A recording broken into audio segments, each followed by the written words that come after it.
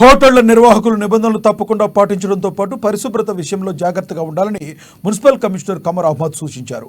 పట్నంలోని big Bawarchi హోటల్లో బిర్యానీ బొద్దెంకి వచ్చిందన్న వార్త కథనాలకు అధికారులు స్పందించారు. ఆహార భద్రతా అధికారి డాక్టర్ మెట్పల్లి వార్ శ్రీధర్తో పాటు పలువురు అధికారులు మంగళవారం హోటల్లో తనిఖీలు నిర్వహించారు. నమూనాలు కూడా సేకరించారు. భోజనం తయారు చేసే గది, వంటలకు వినియోగిస్తున్న వస్తువులు, వాటి నాణ్యత, ఇతరత్ర అంశాలపై వివరాలను సేకరించారు. వంటకాల నమూనాలను సేకరించి హైదరాబాద్ ల్యాబ్కు పంపించారు.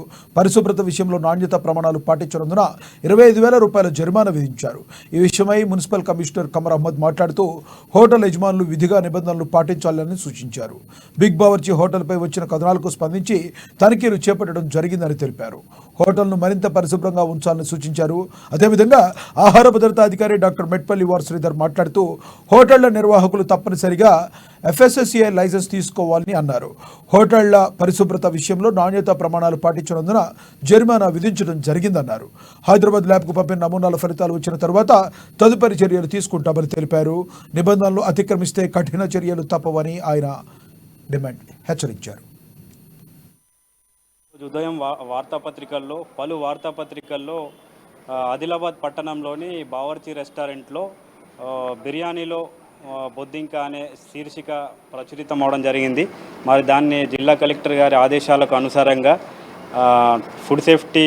డెసిగ్నేటెడ్ ఫుడ్ సేఫ్టీ ఆఫీసర్గా నేను మరియు జిల్లా మున్సిపల్ అధికార యంత్రాంగం నుండి మున్సిపల్ కమిషనర్ గారు మా టీమ్స్తో ఈరోజు బావర్చి రెస్టారెంట్కు మేము తనిఖీలు చేయడానికి వచ్చాము.